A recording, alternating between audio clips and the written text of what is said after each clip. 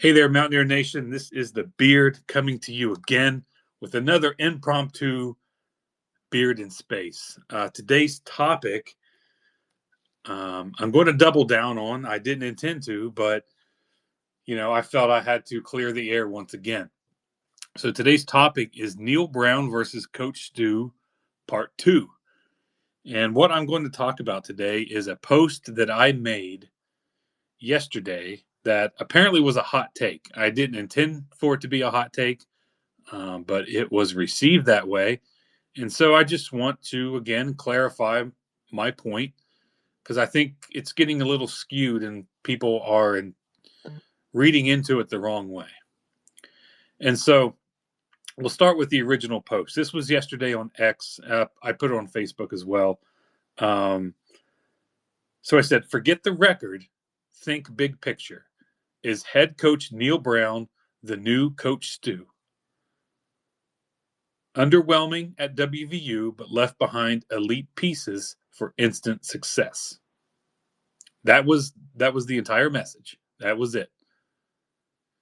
And it has since created, I would call it a bit of a firestorm, right? I've got about 24,000 views on it, 70 likes, 63 comments, 9 retweets.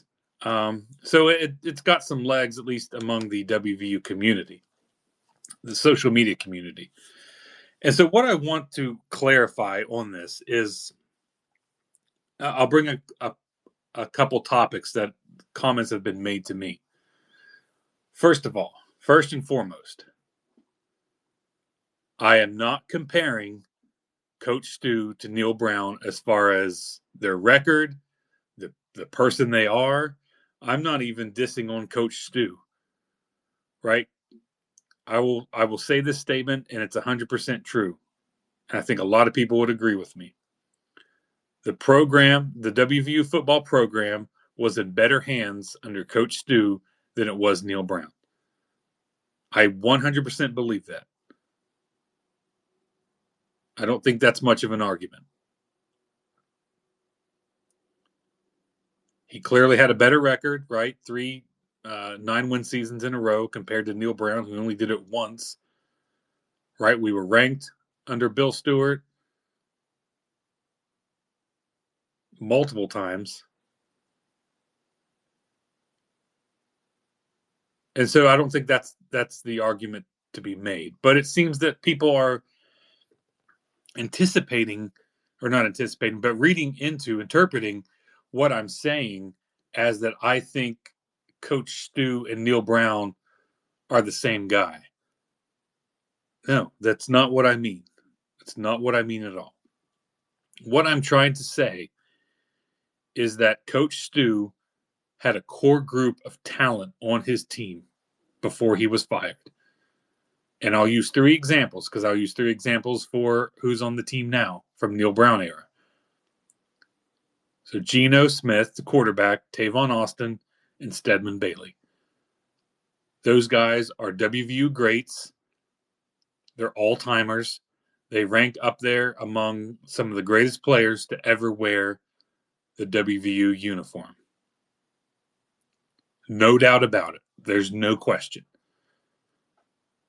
He had those players on his team, and they were good players. I believe their talent was elite, but their stats weren't exactly elite. Coach Stew was fired. Dana Holgorsen came in, and Dana Holgorsen took that talent and elevated it to a level that Coach Stew never could. That's when they became all-time greats. That's when the numbers became elite, not just the talent.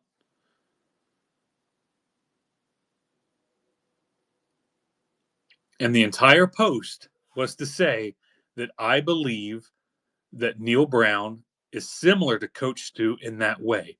I think there is a core group of talent that was left over from the Neal Brown era that Rich Rod is going to take and push to an elite level that we haven't seen from those players. That's it. That's the comparison. It stops right there. That was the whole intention. And I've had people say, well, you keep comparing Geno and Tavon and Stedman to the guys today, and there's no Tavon on this roster. I've never said that. I never once said that there is a Tavon Austin on this roster. Somebody said he's a once-in-a-generation talent. Yeah, I 100% believe that. And if you go through all my comments that I've made, retweets, posts, whatever, I have never once said that one, I think Nico is Geno Smith, or I think Jaheim White is Tavon Austin, or I think Gallagher is Stedman Bailey. I have never compared them. I have not said that. So when you say that I have said that, you're just making it up because that's what you infer from that post. And I've told you as such. I don't mean that. It's not true. That's why I didn't say it. I'm getting a lot more heated about this than I intended to. But the what amazes me is what people will read into a post. And I'm not saying you have to agree with me on this. But when you start making up stuff that I'm saying or that I believe when I have never said it and it's not true, I'm going to come back and defend myself. So this is what I'm doing at this point.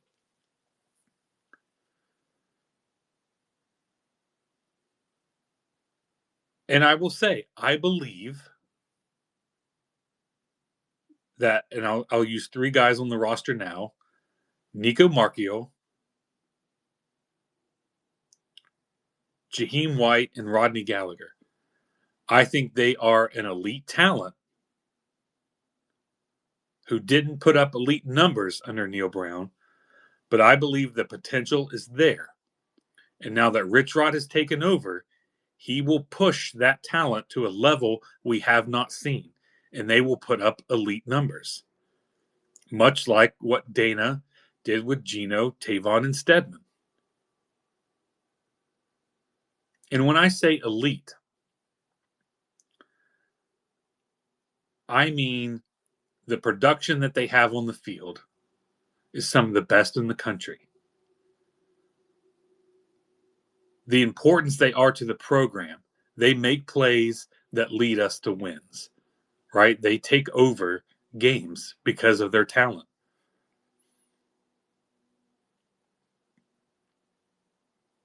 And I'll bring up a second point. You know, I've had people say, well, there's no way that there's anybody on the roster that even compares to Geno, Tavon, and Stedman and what they did at WVU. There's nobody on the roster that has put up the numbers that they eventually put up under Holgorsen. That is 100% true. I'm not denying that. But what I want to argue is before Dana Holgorsen got here, maybe outside of the coaches, I don't think you can't tell me that you knew what Geno, Tavon, and Stedman were capable of based on what they did under Bill Stewart. And I got stats here to back me up. So I'll look at Geno Smith. In 2010, under Stu, he passed for 2,700 yards, 2,763 to be exact, 24 touchdowns, 212 yards per game.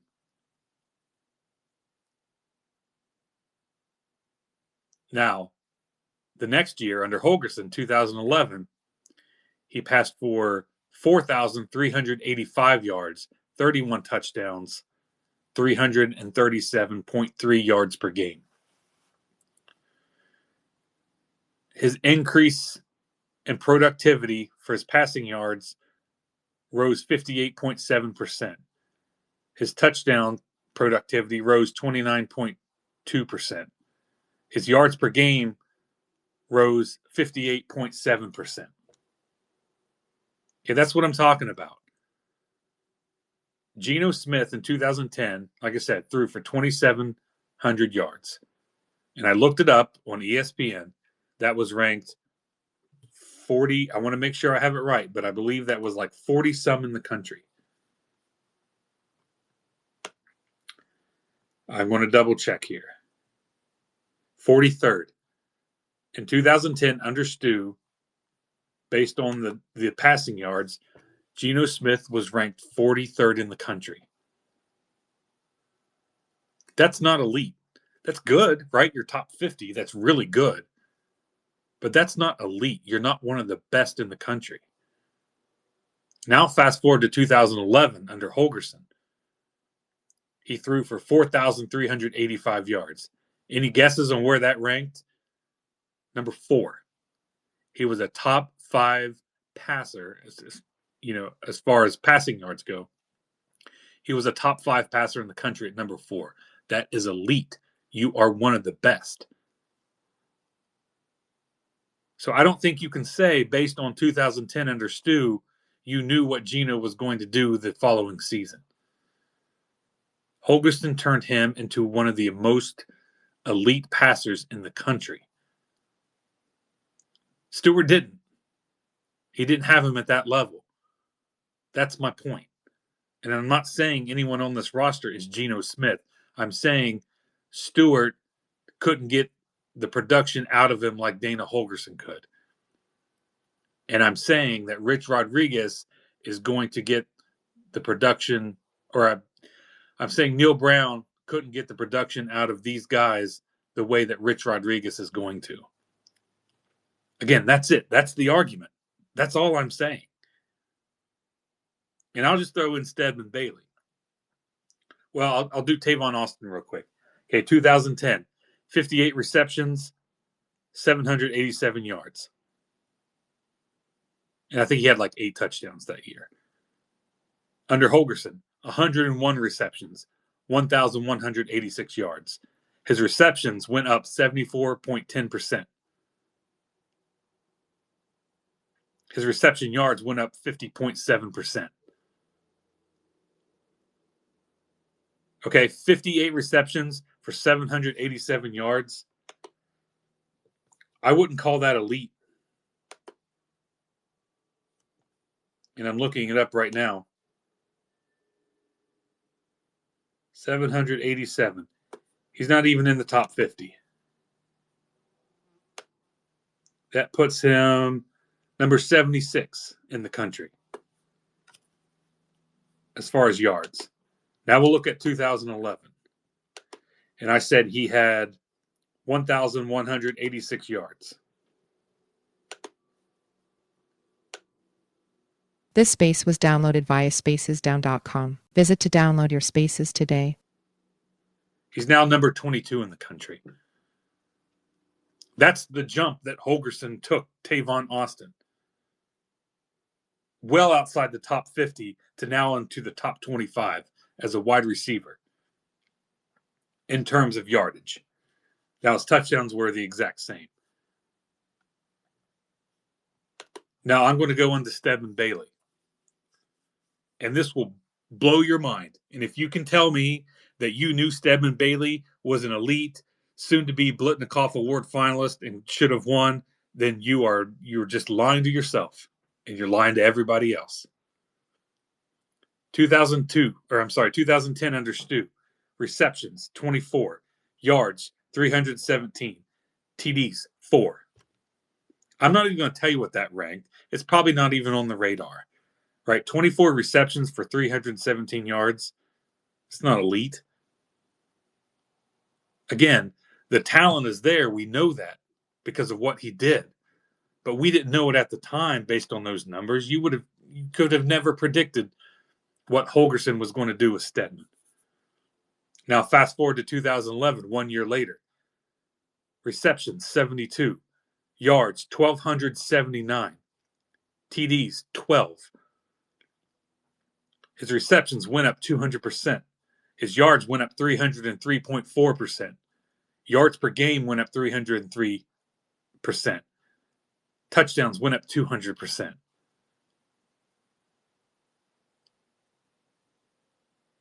I don't think I need to do the ranking to tell you that someone that goes from 317 yards to over 1,200 yards goes from good to elite. Again, he was one of the best in the country under Holgerson, and he wasn't under Stu. Now, I understand there is a factor of these guys are a year older, faster, stronger, right? Mentally, they understand the game more, all that stuff because they're a year older. But I don't think that alone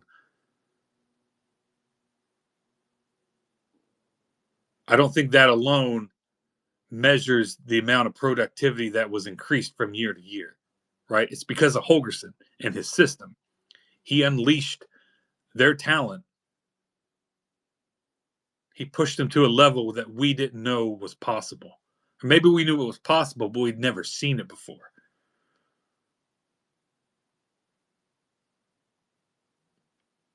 Again, I'm not saying Stu wasn't a good guy, wasn't a good coach, and drove the program into the ground like Neal Brown did.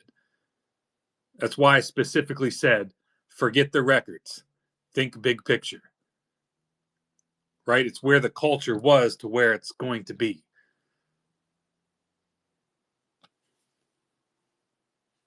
I believe Stu underperformed with what he had on the roster.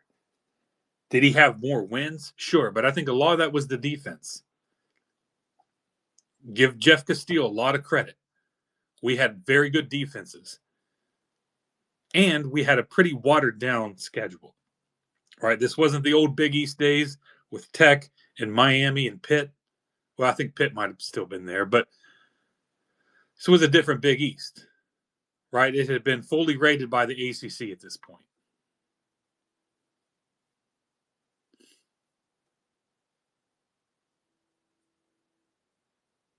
And we weren't playing 11 Power Forward teams on a 12-team schedule.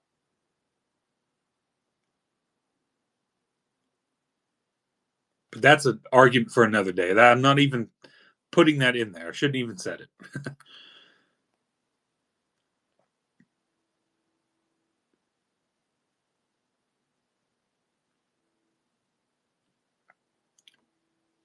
But that's the only argument I'm making. Is that core talent under Stu was underutilized. A new guy came in Holgerson and pushed that talent to a whole new level and made them elite.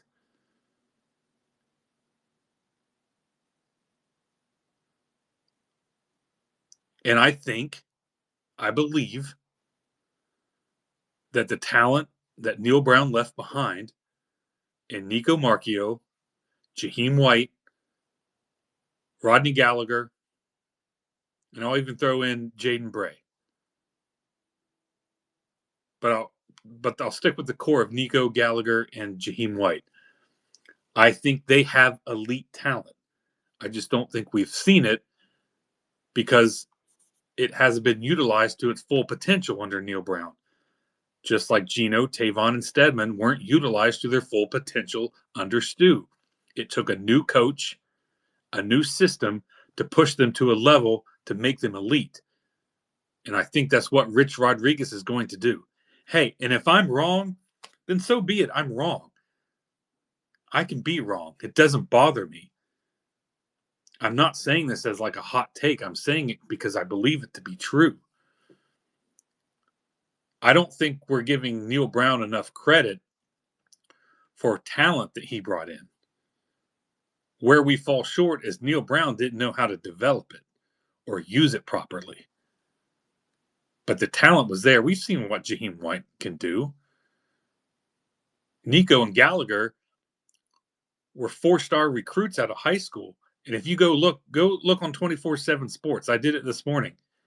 Each one of them had like 20 some offers from Power 4 schools, right? And this is not like Vanderbilt and I don't know, Indiana. We're talking Texas, Penn State, Alabama. These are big time programs, Michigan, that wanted these guys. But Neal Brown was able to get them. I mean, look at the linemen that Neal Brown put together.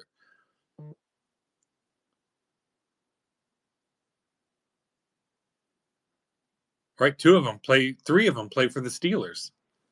Or is it 2? No, 2 for the Steelers, 1 for the Jags. Right? They're on NFL rosters. And this is a side argument too, but I mean, Tomas Rimac would have been on this roster had he not transferred. Right? Josiah Trotter would have been on this roster had he not transferred. Hudson Clement on this roster had he not transferred. Right? These were pieces that Neal Brown left behind, but they moved to other schools because they can now. That's not Neal Brown's fault that they left, but those were pieces that he left behind. So he left talent behind. He just didn't utilize it to the best of their ability. And I think Rich Rod is going to take what few guys are left, and I think he's going to push them to an elite level. I truly believe he's going to push them to where they are some of the best talent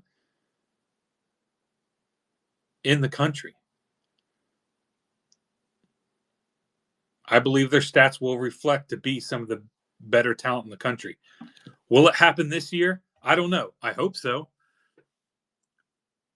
But I bet it happens before they graduate.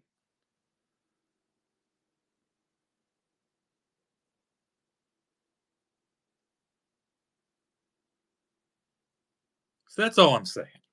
Okay, so I just ask, don't put words in my mouth, or I guess text on posts that I didn't say. Okay? All I'm saying, big picture. Neal Brown and Stu are going to be similar when we look back in history, that they had a core talent that wasn't utilized properly. And a new coach came in with a new system and pushed them to an elite level. That's all I'm saying. That is the argument. If you don't believe that Jaheim, Nico, and Gallagher are going to be elite, that's fine. You can tell me that. You can disagree with that. That's fine. That's my belief versus your belief.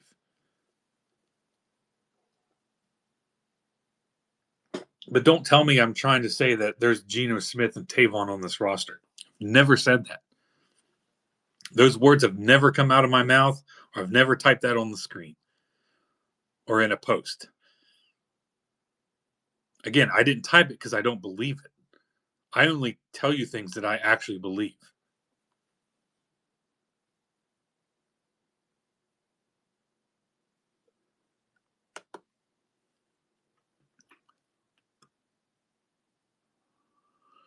And so I hope you guys can understand that. And again, I didn't anticipate that this being a hill for me to die on. But when people start saying that I'm saying things that I'm not, then I'm going to defend myself. And this time I brought stats to show you the jump that Geno, Tavon, and Stedman took under Holgerson that they had with Stu. And again, they were good players under Stu, right?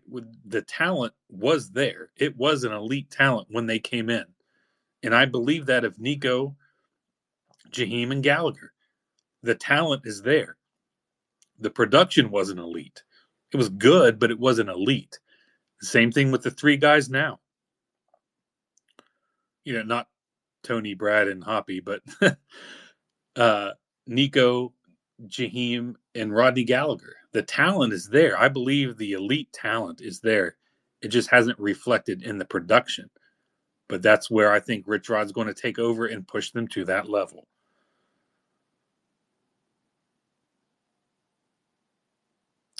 Well, that's all I got for today. So carry on, guys. Hopefully, again, that clears the air.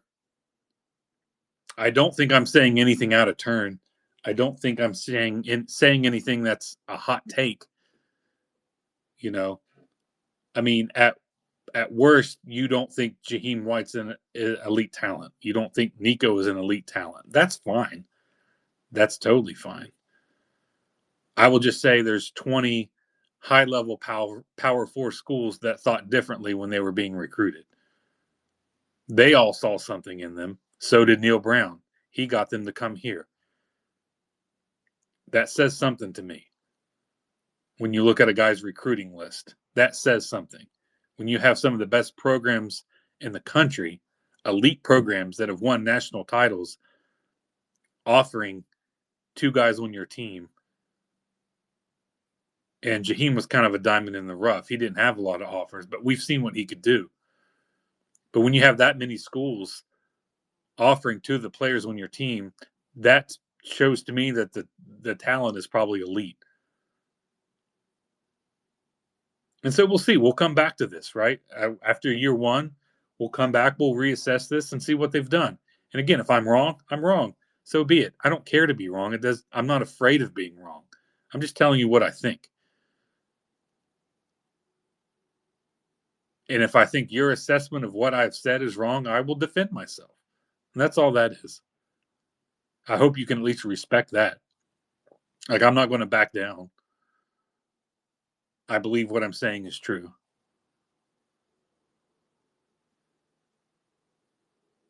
But that's all I got for today. Carry on for the rest of your day, guys. I hope you have a good one. Be safe out there. Goodbye. God bless. Go Ears.